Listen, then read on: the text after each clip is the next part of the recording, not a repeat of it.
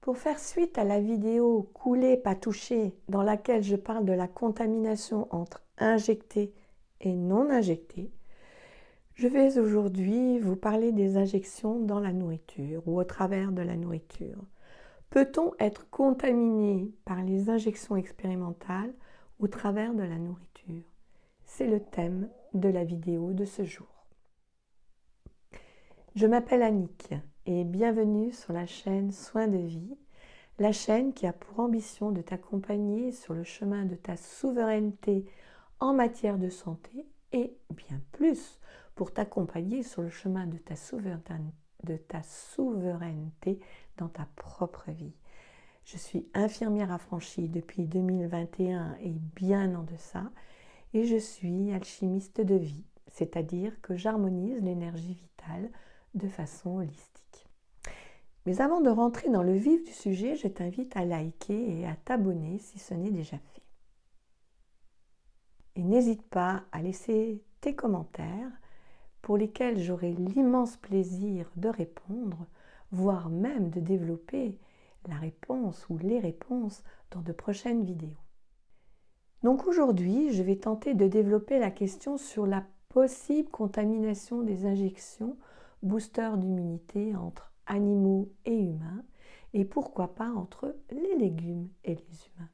Et pour cela, je m'appuie sur l'article édité par la Ligue nationale pour la liberté des vaccinations en date du 2 juillet 2024.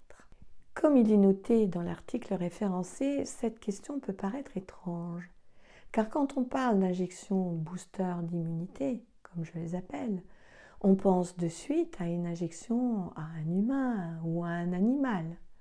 Or, que l'on soit carnivore ou végétarien, sommes-nous réellement protégés d'ingérer à notre insu des produits inoculés dans un animal d'élevage ou dans une salade? C'est bien la question. Et pour cela, il est important de savoir que le département de l'agriculture des États-Unis, l'USDA, et les fabricants de médicaments ne sont pas tenus de divulguer des informations sur les médicaments vétérinaires en cours de développement. Eh oui, et donc il est difficile d'obtenir des informations précises à ce sujet.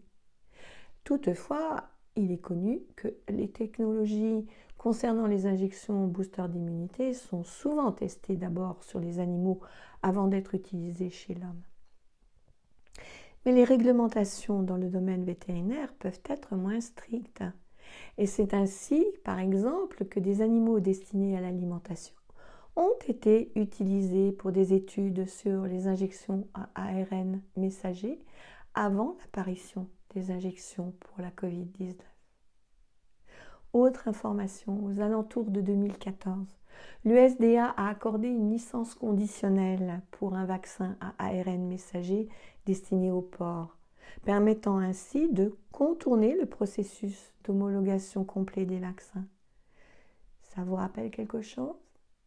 En 2018, le laboratoire pharmaceutique Merck a proposé des boosters d'immunité à ARN personnalisables pour différents virus déjà utilisés sur des porcs.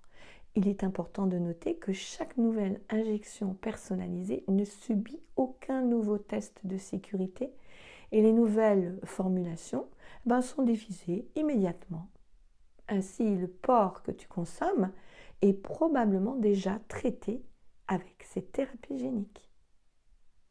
En 2021, l'Université d'État de l'Iowa a initié un projet de recherche visant à évaluer une injection à ARN messager contre les infections à virus respiratoire syncytial chez les vaches. Et ce virus, il faut savoir qu'il est la cause la plus fréquente d'infections respiratoires chez les jeunes enfants dans le monde. Et concernant cette expérimentation chez les vaches, le produit est administré sous forme d'implants sous-cutanés qui libèrent continuellement de l'ARN messager dans l'organisme de la vache. Et cette étude est prévue pour se terminer en 2026. Par ailleurs, dans le manuel vétérinaire de Merck, il est bien noté que des vaccins expérimentaux à ADN ont été produits contre divers virus vétérinaires comme la grippe aviaire, la rage et la fièvre afteuse. Alors, quand on ingère un produit animal, notamment le lait, y a-t-il un risque pour l'être humain d'être contaminé par ces produits? Eh bien, figurez-vous qu'il y a une étude qui a été publiée par des scientifiques chinois et qui note qu'à la suite de l'injection de lait chez des souris contenant de l'ARN messager, eh bien, cet ARN des intestins a été absorbé par le tube digestif entier de la souris et est devenu actif dans leur corps. Et ces mêmes chercheurs souhaitent maintenant poursuivre leurs recherches en nourrissant les souris avec l'ARN messager au lieu de leur injecter.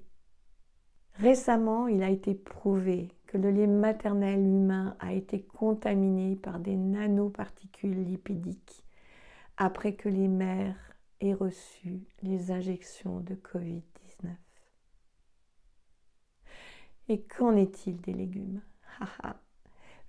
L'utilisation de pesticides à ARN interférents sur les cultures OGM vise à modifier génétiquement les organismes vivants dans un environnement agricole. Mais ces ARN peuvent se disperser par le vent, contaminant d'autres terres agricoles, y compris les cultures biologiques. Alors, quels sont les risques potentiels de dommages génétiques sur les humains et les espèces animales?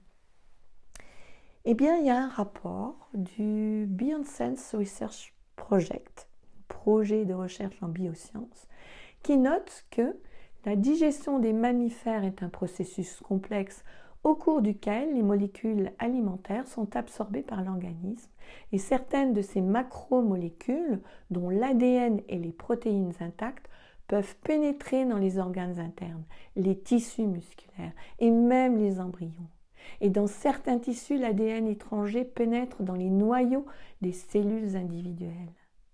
Au vu de ce discours, il est peu probable qu'un argument convaincant puisse être avancé en faveur de l'inclusion de ces macromolécules en toute sécurité dans les aliments.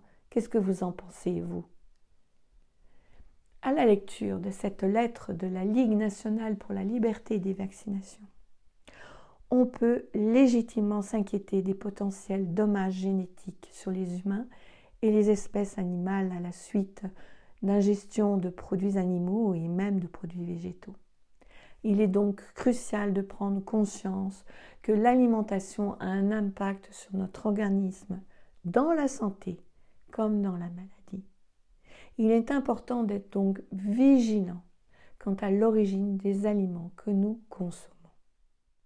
En conclusion, pour répondre à la question posée au départ, à savoir si l'on peut être contaminé par les injections boosters d'immunité à travers la nourriture et les animaux, il est fort probable que oui, et que l'ingestion de ces produits ait un impact sur l'être humain. Et en tant qu'énergéticienne, il me paraît évident qu'il y ait des interférences, voire des empreintes énergétiques dans notre corps à cause de ces énergies injectées ou pulvérisées présentes dans la viande ou les légumes que l'on ingère. Il est donc crucial, je le répète, de revoir nos habitudes alimentaires et de choisir des produits de manière consciente et éclairée. N'hésite pas à me laisser des commentaires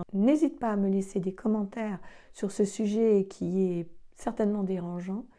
Je t'y répondrai au mieux en fonction de mes connaissances, de mes recherches. Et surtout, n'oublie pas, prends soin de toi dans l'amour. Un corps sain, c'est une vie en harmonie. Et je te dis à la semaine prochaine pour une autre vidéo. Pense à liker, à t'abonner et à partager. Et je te dis bye!